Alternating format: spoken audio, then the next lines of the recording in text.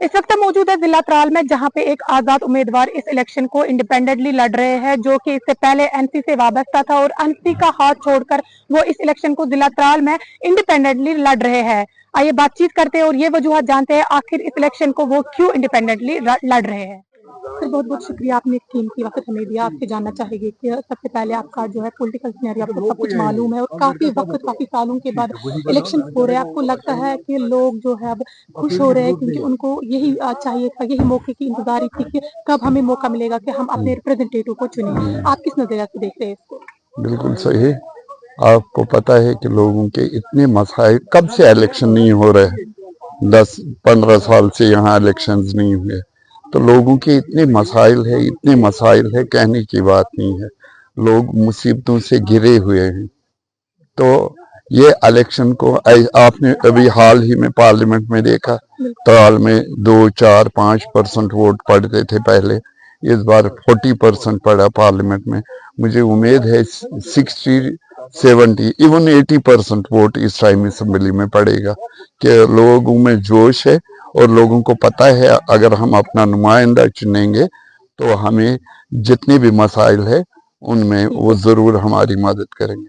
और एक बात आपसे जानना चाहिए, फैमिली बैकग्राउंड आपका पॉलिटिकल है और आप एनसी के एक मेंबर और फैमिली मेंबर है, बिल्कुल आप क्यों इंडिपेंडेंट लड़ रहे हैं इलेक्शन? सुनिए क्यों। आज से 2 साल पहले मुझे कॉन्स्टिट्यूंसी इंचार्ज बनाया गया त्राल का। मुझे ये बोला गया कि आप तैयारी करो, कभी भी इलेक्शन हो सकते हैं, आपको लड़ना पड़ेगा। वहां से पार्टी ने मुझे तैयार किया था, मैं उसी हिसाब से चल रहा था। मैंने लोग भी तैयार किए थे।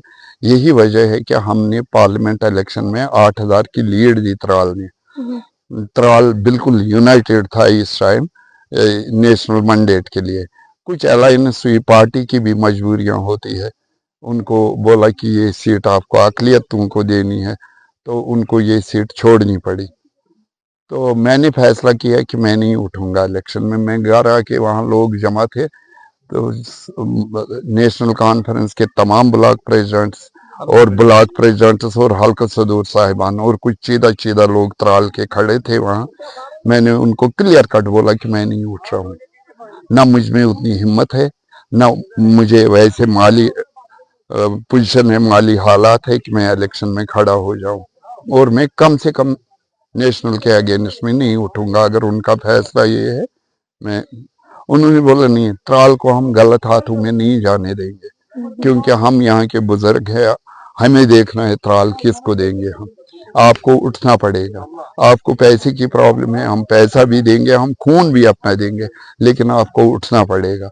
इन्होंने मुझे खड़ा किया। काफी पुरानी पार्टी के साथ आपका मुकाबला है, खुद को कहाँ पे आप देखते हैं, लेकिन लोग आपके साथ भी है यहाँ पे? पार्टी कितनी ही पुरानी हो, हम तो लोगों के दिलों में बसते हैं। यहाँ मेरे बाप ने इतना, मैं किसी पार्टी के लिए वोट नहीं मांग रहा हूँ, मैं सीधा अपने फादर और भाइयों, जो 2 भाई मेरे शहीद हुए, फादर शहीद हुए, मैं उनके नाम पे वोट मांग रहा हूँ, मैं पार्टी के नाम पे वोट नहीं मांग रहा हूँ। तो मुझे उम्मीद है कि त्राल वाले मुझे नाउम्मीद नहीं करेंगे। इलेक्शन में तो यहाँ पे जो गरीब लोग हैं, इनके मतलब आपको क्या आगे जाके क्या लगता है, आपको इनको आपकी जरूरत है फॉरएवर के लिए? इनको मेरी जरूरत है, इन्हीं के लिए तो मैं लड़ रहा हूँ, इन्हीं के लिए मैं कुछ बनना चाहता हूँ। यही फिर मेरा फैसला भी करेंगे आगे मुझे क्या करना है क्या नहीं करना है। इनने काफी मुसीबतें इससे पहले बहुत मुसीबतें झेली है।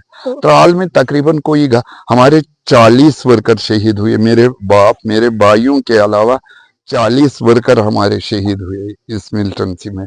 वो कोई घर ही नहीं है जिसने ये मुसीबतें नहीं झेली है त्राल में।